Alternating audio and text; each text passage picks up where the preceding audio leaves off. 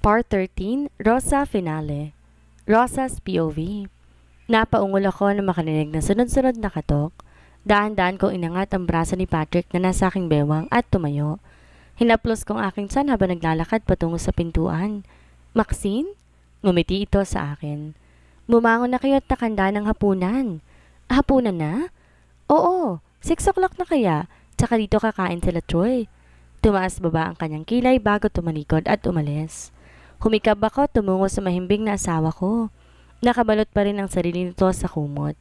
Hinipo ko ang bimpo sa loob ng kanyang damit at inalis ko to na mapag-alamang basa ayon ng pawis. Patrick, yugid ko sa kanyang balikat. Gising na, kakain na tayo. Hindi na mainit ang kanyang noo. Bumaba na yung lagnat mo, malapit ka nang gumaling. Inawakan nito ang kamay ko na nasa kanyang leeg.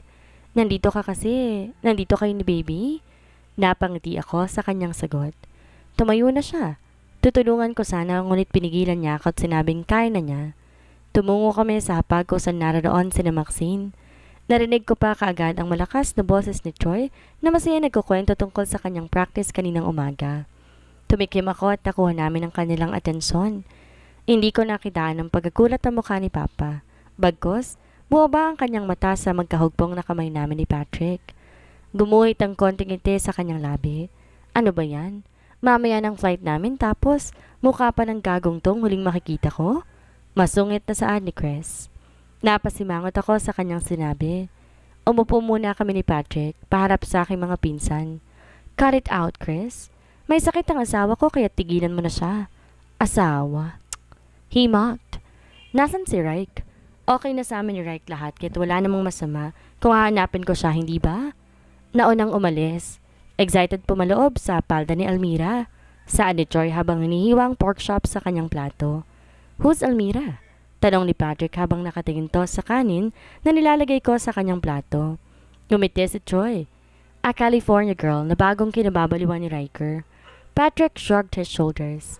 Good for him. Masaya ako para sa kanya. Plastic? Sabi ni Christoph. Orokan? Masungit na saan ni Maxine. Maliit ang bayag. Padabog kong ibinaba ang serving spoon. Oy, di na totoo yan ha. What? What did I just say? Kainin ba na sana ako ng lupa? Lalo ko namula sa kahiya na malakas silang tumawa. Napayo ko ako. Humaplos ang kamay ni Patrick sa aking likod. It's okay baby, don't cry. They are laughing, I said between my sobs. I am not. I looked at him when he made the sound. Pulang-pula din ang pisngi nito dahil sa pagpipigil. Pinipilit mo lang na wag tumawa. Hindi nga, magsama kayong lahat. Padalag kong sabi at naglakad palabas ng lanay. Esmeralda Rosa, hindi ka pa tapos kumain? Hindi ako tumigil sa paglalakad kahit na narinig ko ng sigaw ni Papa. Umupo ako sa silong at nagmukmok doon. Bakit ko ba kasi kailangan ipagtanggol ang bayag niya? Shit naman. Sa lahat ba naman kasi ng lalaitin nila, bayag pa ng asawa ko ang napili nila? Pumasok na tayo, gabi na. Masama ang hangin sa gabi. Di na ako nagulat nang marinig ang boses ng aking asawa. Ikaw na lang ang pumasok muna. Ikaw dyan ang mahina ang baga eh. Malamig kong sabi habang dito nililingon. Hinina nito ang upuan at umupo sa aking harapan. Lumingon ako sa ibang lugar pero lang sa mukha ni Patrick. Nangihina ako kasi ilang buwan na kitang hindi nakakasama. Napakagat ako sa aking labi nung hawakan niyang aking kamay at talingon sa kanyang labi. Kailan mo ba ako babalikan, Rosa? I missed you so much. Napatingin ako sa nagmamakaawa niyang mga mata. Nilagay niyang aking kamay sa kanyang pisngi at naramdaman kong konting init noon. How I missed this warmth. Sasama ako sa pag-uwi mo bukas, Patrick? Nagulat to ngulit ilang sandali lang ay nakabawi din. Gumuhit ang napakatamis ng ngiti nito. Kailangan ko pa palang magkasakit para balikan mo ko. Ayoko na bigyan ka ng rason para maghanap ng iba kaya't babalik ako. Biro kong sabi. Bakit pa ako maghahanap ng iba? Kontento na ako sa iyo, Rosa, he said. I felt the love in his voice. Magkakaanak na tayo. Tinali ko ng sarili ko sa iyo. Mahal kita. Mahal na mahal kita. Huwag mo namang pagdudahan ng pagmamahal ko sa iyo. I am sorry I doubted you. I love you too. Hinalikan ko sana ito ngunit umiwas siya. May sakit pa kasi siya at ayaw niya talaga akong mahawa. Sorry kasi ang tagal kitang pinaghintay at pinahirapan. He gaped my fingers. You're all worth it, Rosa. So worth it. Lumalamig ng gabi kaya napagdesisyonan na namin pumasok. Nasa hapag pa rin sila ni Troy at umiinom ng tsa habang naghihintay sa amin. Are you done, crybaby? Troy said. Shut up. Troy, enough. Masaya ng pagbubuntis ng pinsan mo. Saad ni Papa bago humigop ng kanyang tsaa. Thanks, Papa. May kakampi ulit ako. Bahagyang tumawa si Papa nang may baba ang tasa. Tsaka, baka nilamig na ang bayag ni Patrick kaya't pumasok na sila. Namula na naman ako. Kala ko tapos na. Sumiksik tuloy ako sa dibdib ni Patrick. Hindi pa sila tapos sa pambuli sa akin. Huwag ka mag-alala. Kakampi mo ako, Rosa. Tiningala niyang mukha ko at inilis ang munting luha. Mukhang ayos na ayos kayo Marahang sabi ni Papa. Napatingin kami sa kanya. Uuwi ka na ba kay Patrick, Rosa? Opo. Nga pala, Tito. Baka naaawa na si Rosa sa bayag ng asawa niya. Nakita niyo naman kung paano yung pagtanggol kanina, di ba? Shit you, Troy. Gago ka, Troy. Boses yun ni Christoph. Bakit mo ako binatukan? Tama na nga. Ini-stress mo si Rosa Kapag nalagay na naman ang buhay niya sa panganib, malilintikan ka sa akin. Fine, Mr. Possessive, cousin in rotten armor. Pwe, baho ng hininga mo. Kaya ka iniiwasan ni Elaine Kumunot ang noo ko nang marinig ang sinabi ni Christoph. Umupo muna ako sa hapag at tinintay ang pinaiinit kong ulam sa katulong. Who's Elaine? Tanong ko. My executive assistant? Napatingin ako sa aking asawa. Di nawala ang kunot sa aking noo. A short, flat-chested woman. Napaangat ang kilay ko na mabatid ang inis sa boses ni Troy. Busted siya kaya ganyan yan. Singit ni Christoph. Pagsabihin mong sekretaryo mong yon, Patrick, hindi mahilig sa gwapo. Oh, Troy, buhatin mong mabuti ang bangko mo, ha? Ang pinakamagandang isda, matatagpuan, sa pinakamalalim na bahagi ng dagat, kaya ikaw, Troy, laliman mo pa ang sisid. Napakamatininaga naman yan, Papa. Nakangiting sabi ng aking kapatid. Kung ayaw sa akin ng babaeng yon, edi ayaw ko rin sa kanya. Pasasan ba't siya rin ang hahabol sa akin? Playboy principal sucks. Yeah, right. I agree. Magpalaki ka muna ng bayag, ulol. Nagpantig ang tenga ng sinabi ni Chris. Malaki na ang bayag ko. Ungas? Sukatin mo pa. Patrick, nakikiliti ako. Humagikik ako habang nilalayo ang mukha ni Patrick sa aking leeg. Ngayon na lang ulit ako gumising ng kumpleto ko, Rosa. Bulong niya malapit sa aking tenga. Naramdaman ko pang mainit tong dibdib sa aking likod. Hinaplos ng kanyang palad ang aking tenga. Ngayong pang-siyam na buwan kong tiyan. Tumihaya ako ng higa at binigyan to ng matamis ng ngiti. Hinaplos ko ang kanyang mukha. Hindi na ulit ako aalis. D, I won't let you go anywhere. Baby, na-miss mo ako? Miss na miss kita. Pinagtama ko ang aming ilong. Kain na tayo. Gutom na kami. Tara na, nakapagluto na ako. Bumangon kami at bumaba na sa kusina. Inasikaso niya ako at nalagyan ng pagkain ng aking plato. Nakakatuwang panoorin ng mga pagbabago kay Patrick. Wala ka bang pasok sa office ngayon? Tanong ko bago isubo ang maliit na hiwa ng karne.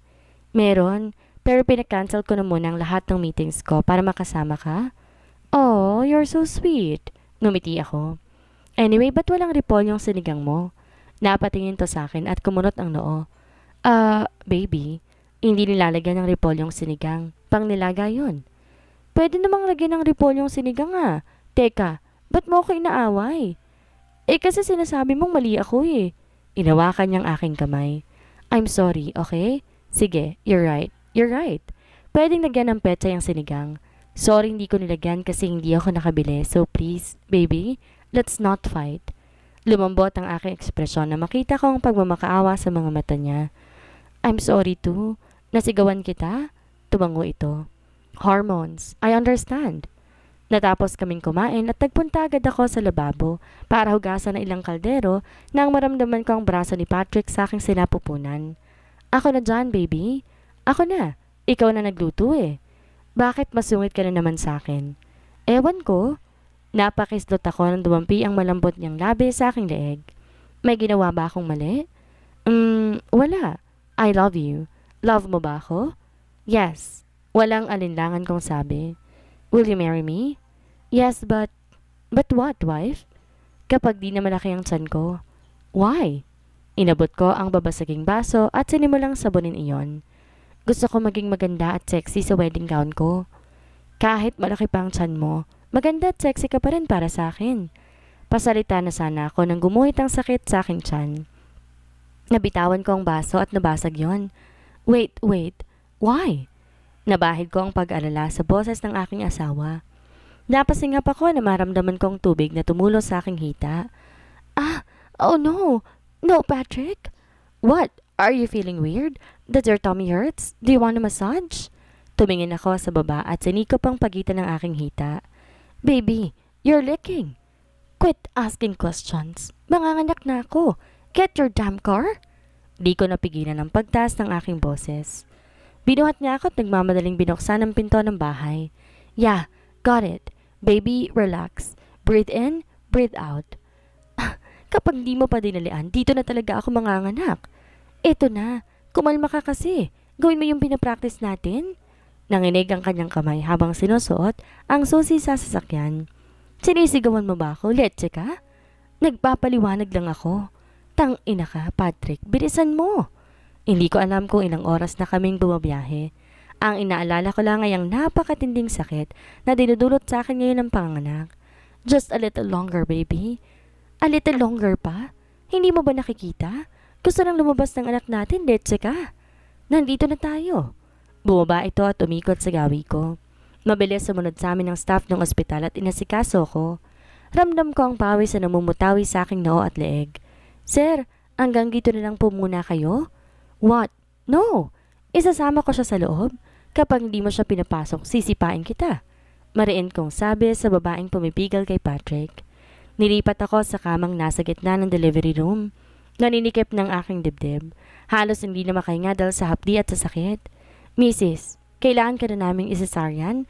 Hindi mo kakayanin ng normal delivery dahil sa medical history mo. Saad ng doktor. Umiling ako. Hindi, normal ang gusto ko. Gusto ko makita ang anak ko kapag lumabas. Pero Mrs., kaya ko. Huminga na malalim ang doktora. Mrs., konting push pa. Hindi ko pa nakikita ang ulo ng bata. Umiri ako sa abot ng aking makakaya. Hinawakan ni Patrick ang aking kamay. Mahigpit at parang pinapaalala sa akin na lagi lang siyang nasa tabi ko. You can do this, Rosa. Tumaas ang luha sa aking mga mata. Hingal na hingal ako. Ang sakit, Patrick. Make the pain go away. How? How am I supposed to do that, baby? Nakakita ko rin sa kanyang mata ang paghihirap. It hurts. Mrs., push.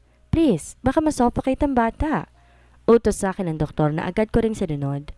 Humigpit ang hawak ko kay Patrick. Nais nang pumikit ng aking mga mata. Unti-unti na ring naninikip ang aking dibdib.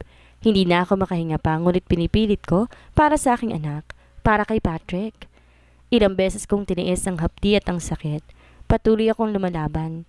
Sumigaw ako sa huling beses at nagsimulang pumikit ang aking mga mata. Nahihirapan na rin akong huminga. Lumuwag ang aking kapit kay Patrick. May sinabi pang doktor sa akin, ngunit hindi ko na siya marinig pa. Nagmamadali ako nilagyan ng oxygen mask ng isang nurse. Save my baby, please. Rosa! Doc, bumababa ng heartbeat ng pasyente? Patrick's POV. Doc, the patient's heartbeat is dropping. What? Ha? Kailangan nyo na pong lumabas. Hindi ko iiwan ang asawa ko. Sigaw ko sa nurse na lumapit sa akin. Hinawakan ko na mahigpit ang kamay ni Rosa at sa mga oras na to ako nilang nakahawak sa kanya na mahigpit. Hindi ko maalis ang tingin ko sa kanyang namumot ng muka at labi na halos walang-wala na ring kulay. Please sir, we will save your wife and your child. Pakiusap sa akin ng nurse. Nanlabo ng aking mata. Di na rin ako mapakalit ang halos kumawala ng puso ko sa sakit at kaba habang pinagmamasa ng mga tao sa delivery room na naghahanda para sa cesarean operation. May binigay sa aking papel ng isang nurse at ipinaliwanag na sa akin kung ano ba yon. Nanginginig ang katawan ko at hindi ko maintindihan ang sinasabi ng babae. Anong ibig niyang sabihin na kapag dumating sa punto na kailangan kong mamili, sinong pipiliin kong iligtas? Ang asawa ko. Hirap kong sabi. Iligtas ninyo ang asawa ko? Tumango ang nurse at pinakausapan akong lumabas na. Pinagmamasdan kong walang malay kong asawa at sa cardiac monitor na pinapakita ang unti-unti paghina ng tibok ng puso niya. Do everything. Handa ako magbayad ng malaki. Gagawin namin ang lahat, sir.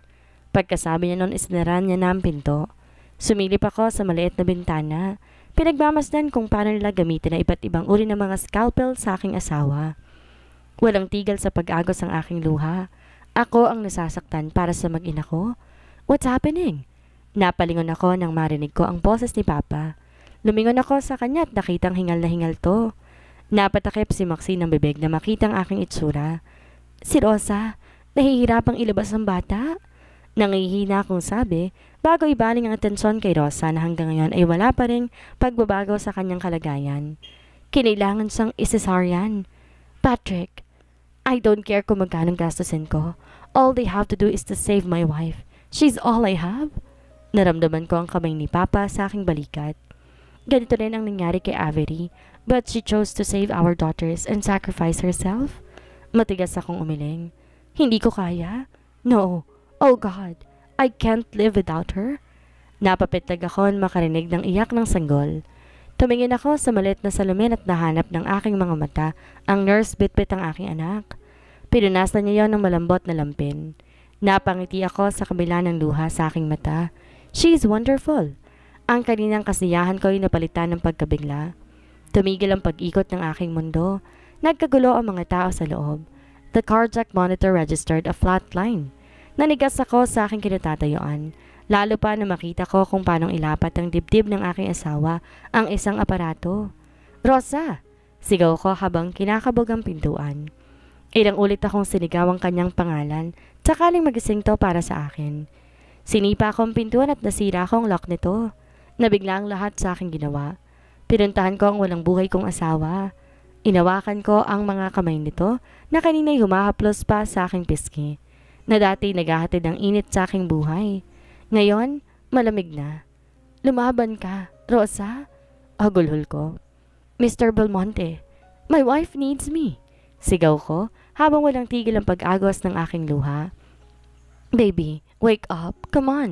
Don't leave me. Hindi pwedeng kami lang ng baby natin. Kailangan din kita. Clear? Clear. Tumaas ang dibdib ng asawa ko dahil sa epekto ng aparato. Binaba ng doktor ang aparato at nilapat ng doktor ang mga kamay sa dibdib ni Rosa para isagawa ang heart pump. Wala akong magawa kundi ang magdasal na sana bangungot lamang ito. Na sana hindi ako iwan ni Rosa. Na sana'y dinggin niya ang dalangin ko. Baby, please, don't leave me. Ngayon pa lang natin bubuuin ang pamilya natin. Ngayon pa lang tayo magsisimula. Please, wake up. Wag muna. Kung pwede lang ako na lang. Rosa, please, sweetheart, wake up. I can't survive without you. Pakiusap ko. Hinawakan ko ang malamig niyang mukha. Rosa, wake up. Please, God. Not yet. Not yet. Not my wife. Pasasayahin ko pa siya. Huwag muna siyang kunin sa akin. Rosa, I still need you. Lumaban ka naman oh. Kakabalik mo pa lang sa akin. Ang sabi mo, hindi mo na ako iiwan. Rosa, please, open your eyes. Huwag mo naman akong iwan ulit. Napapikit ako nung huminto ng doktor sa pagpump. Dumilat ako at nakita ko ang pagsisisi sa kanyang mukha. Napaawang ang aking labi nang tuwingin siya sa kanyang relo. Time of death? Hindi. Ayokong marinig. 11. Napatigil kaming lahat na may isang tunog na nagmula sa cardiac monitor. Napatingin kaming lahat doon. Kakaibang sayang aking naramdaman, lalo na't nagsunod-sunod ang heartbeat sa cardiac monitor. Welcome back, baby! Mahina akong bulong sa kanya at paulit-ulit hinalikan ng kanyang kamay. Rosa's POV. Nakangiti ako habang naglalakad papunta sa altar. Suot ko ang napakagandang trahe de boda na ako pa ang nag-design. Pinuri ko sa aking isipan ang kinuha naming wedding coordinator dahil sa ginawa nitong pag-ayos ng simbahan. Ginitian ko ang bawat tao na aking nadaraanan, ngunit nung nasa kalagitnaan na ako ng paglalakad, lumiit ang aking mundo at si Patrick na lang ang aking nakikita. Namumula ang kanyang mga mata at siguradong ganun din ang akin. Kinagat ko ang ibabang labi ko habang papalapit ako sa kanya. Nakita ko pinunasan niya ang kanyang mata nang may tumakas na luha mula doon. Di! Finally, he smiled sweetly. Rosa? Nalagay ko ang aking kamay sa kanyang kamay. He squeezed it like he won't let me go. Ever. I squeezed back. We stared at each other for long. Tumulong luha sa aking mata. Pinalaob niya ang kanyang kamay sa belo at marahang pinunasan ng munting luha doon. Why are you crying? Are you having regrets? Umiling ako. Tears of joy. I've been dreaming about this. I've been dreaming about you, Patrick. Crap! Nagulat ako sa mahinang mura niya. I want to kiss you. Pakasalan mo munang anak ko, Patrick. Marahas na sabi ni Papa. Napangiwi si Patrick. Magkahawak kaming tumungo sa altar. Inayos ang aking mga bridesmaids ang aking wedding gown para maayos akong makatayo at makaupo. Nagtipon tayong lahat ngayon para masaksiyan ang pag-iisang dibdib muli ni na Patrick Gavin Belmonte at Esmeralda Rosa Reyes. Hayag ng pari. Bago ko simulan ng seremonyas, meron bang tumututol sa kasalang to? Wala po. Ako. Tumututol ako. Sigaw ng babae mula sa aming likod. Napalingon ako at sa aking pagkagulat. Maxine? Naramdaman ko ang kamay ni Patrick sa aking bewang. Ano sa tingin mo ang iyong ginagawa? Patrick, nabuntis mo ko, kaya hindi ka po pwedeng magpakasal sa kanya. Pahayag nito. Napatakip ako sa aking bibig. Gulat na napatingin kay Patrick. Patrick, anong ibig sabihin to? Hindi ko alam ang sinasabi niya. Buntis ako nung iniwan kita. Tinago ko yun dahil nakikita kong masaya ka na kay Rosa. Pero hindi ko na kaya pang maglihim. I need you. Come back to me. Mabilis na naglakad si Maxine papalapit sa amin. Ako naman talagang mahal mo, hindi ba? Rosa is just my substitute. Patrick, what's the meaning of this? Explain yourself. Dito nakapagsalita. Patrick, talk to me. Patrick! I shouted angrily. Patrick, explain this. Rosa, wake up. Wake up, baby. Napadilat ako at bumungad sa akin ang nag-aalalang mukha ni Patrick. Are you having a bad dream? You're calling my name. Niyakap ko to na mahigpit at umiyak sa kanyang leeg. Thanks God. Shh! It was just a dream. Malambing niyang sabi. Nagtaksil ka raw sa akin. May anak daw kayo ni Maxine. Nabuntis mo daw siya bago kanyang iniwan. Hindi totoo yan. Panaginip lang yun. Niyakap niya ako na mahigpit. Paano kung totoo? Paano kung isa lang yung pangitain sa mangyayari sa kasal natin? Patrick, hindi ko alam ang gagawin ko. Nangihina akong sabi. Napakunot ang noo ko na marinig ko tong tumawa. Bakit ka tumatawa? Binasahan niya ang ibabang labi bago magsalitang muli. Matagal nang tapos ang kasal natin, Rosa. Si Maxine pa nga ang maid of honor natin eh. Ilang taon na tayong nagsasama, baby. Malalaki na ang anak natin eh. Ha? At kasal na nga rin si Maxine kay Kenneth. Nakalimutan mo na ba? He said sweetly. May 3 na silang anak at nakatira na silang lahat sa Amerika. Pero, yung panaginip, inalikan niya ang aking pisngi. It was just a dream, Rosa. It meant nothing at all. Humarap ako sa kanya at sinakop ang labi nito. Naramdaman ko ang ngiti niya sa pagitan ng aming labi. You were screaming my name. Don't you know how hot that is? He whispered hotly. Kinagat ko ang ibabang labi niya at napaungol to. Napahinto kami na may kumatok sa aming pintuan. Mama! Mama! Mukhang gising na mga anak natin. Natatawang sabi ko. Nagtangka akong tumayo ngunit dinaganan ako ni Patrick. Where do you think you're going? He said teasingly. Pagbubuksan ko ng pinto si Dayan. Wag muna.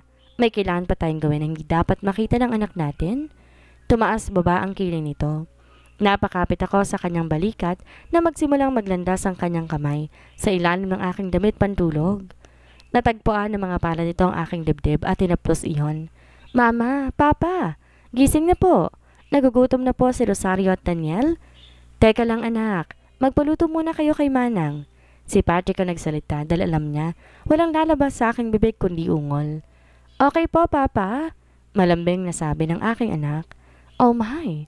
Tangi kong daing nang pumaloob sa akin si Patrick. At matapos ang mainit na tagpo, sabay na kaming naligo at lumabas na ng kwarto. Hawak ng aking bewang habang pababa kami. Do you still feel me? Masama ko siyang tiningnan. We did it thrice. Duh! Your insatiable husband? He chuckled. I won't deny it. Maglalapat na sanang aming labi na makarinig kami ng mga yapak ng paa. Tinulak ko ang mukha ni Patrick at sakto, nagsilabasan ng anak namin mula sa kusina. Good morning po. Bati ng aking panganay na si Dayan. Papa, si Kuya Daniel kinuha yung teddy bear ko. Sumbong ng bunso kong si Rosario kay Patrick. Pinangko si Patrick. Daniel, ibalik mong manika ng kapatid mo. Alam mong di siya nakakatulog kapag wala yon. Opo, napayo ko si Daniel. Ginilo ni Patrick ang buhok ng pangalawa namin. Be good to your sisters, okay? You should protect them kapag wala ako. Tumango ito at ngumiti. Ngunit agad din kumunot ang noo nito. Papa, ano po yung nasa leeg nyo? Bakit po may pula-pula? Marasa ko napatingin sa leeg ng aking asawa. Agad na mula ang aking pisngi.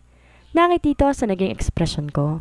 Hindi ko na kontrol ang sarili ko kanina, kaya hindi ko na rin alam kung anong ginagawa ko. When it comes to me, your mother cannot control what kind of woman she becomes. Dito na po nagtatapos ang kwentong pag-ibig ni Rosa at Patrick. Maraming salamat po sa lahat ng sumuporta at sumubaybay. Muli po, magkita-kita po tayo sa sunod pa nating mga istorya.